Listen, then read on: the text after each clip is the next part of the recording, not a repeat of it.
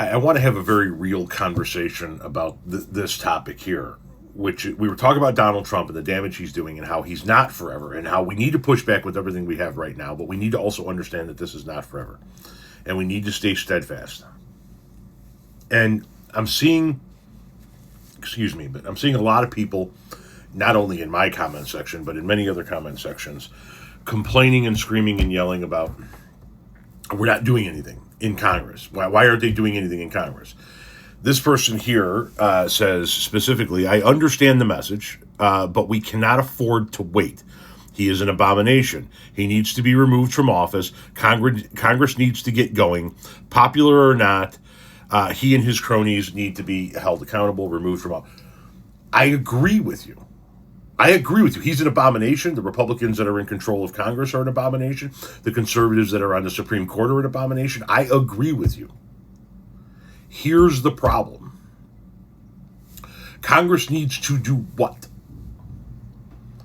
Within Congress, there are rules. There are certain things that you can do and certain things that you cannot do. And if you don't have the majority, you can't do anything. I'm going to be doing another video this morning about a gentleman who is screaming and yelling into his phone about how Congress isn't impeaching. The Democrats are not bringing forth impeachment articles.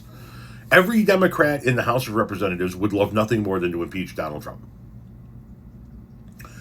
Every single Democrat in the House of Representatives would vote for an impeachment article tomorrow if they were introduced. We don't have control. There's nothing we can do. We can't remove him. We can't invoke the 25th Amendment. We can't impeach him on our own. We can't convict and remove him on our own. We can't do anything. We, as voters, did not give the Democratic Party any power at all in order to do anything about this. I mean, there are procedural things that we can do to slow things down. There are procedural things that we can do to attempt to force a vote on certain issues. But even if we were able to force a vote on impeachment, we don't have the numbers. So, and I'm not saying this to be argumentative. I'm saying this to be very real. I understand the frustration that is growing in this country. This is a beyond unsustainable situation that we are in right now. I get it. Excuse me. Sorry, it was one of those fucking spam callers, but they call from a number within your area code because they buy these phone numbers, and you just don't know if it's somebody that you know. And anyway, regardless, I'm ranting. What do you want us to do? We don't have the power, and I'm not saying this about this commenter here. I'm not at all. I'm saying it in general. I find that for the most part, the people that are complaining that the Democrats in Congress aren't doing anything to stop the Trump agenda are the same ones that didn't vote for Kamala Harris to begin with because they didn't agree with her on 100% of her things. And we're starting to see it now. We're starting to see people come out going, I will never vote for Gavin Newsom. We don't even know who the fucking nominee is going to be, but we know that if Gavin Newsom's the guy, they're never going to vote for him. So we're going down the same path again. So what do you want the Democrats in Congress to do? If you want the Democrats in Congress to impeach him, you have to give them the majority. If you want the Democrats in the Senate to convict and remove him, you need to give them the majority. If you want the Democrats in the House of Representatives to cut funding for the Department of Homeland Security, you need to give them the majority. And you need to give them more than just a couple of seats. If you want the Democrats in the Senate to block his Supreme Court and other judicial nominations, you need to give them the majority.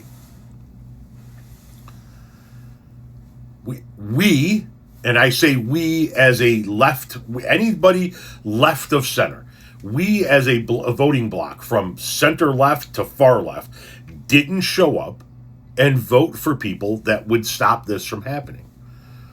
I hate to be so blunt about it, but it's that fucking simple. It comes down to, in my opinion, the people on the far left. The people on the far left have their viewpoints, the people in the middle left have their viewpoints, and the people like me on the center left have their viewpoints.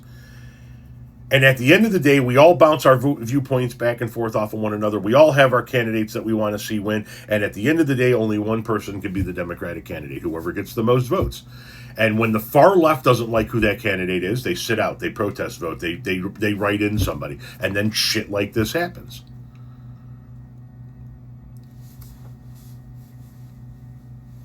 So what are we supposed to do? I understand the frustration. I wish there was something that could be done too. But the only thing we can do right now is A, continue to protest, B, push back on the situation that's going on in the actual streets of America, and C, make sure that we are registered to vote.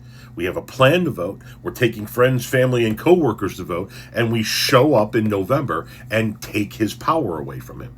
Take away his majority in both chambers of the Congress. Otherwise, all it is complaining. The Democrats in Congress are not the only people that need to do something. The voters need to do something by putting people in office that can do something.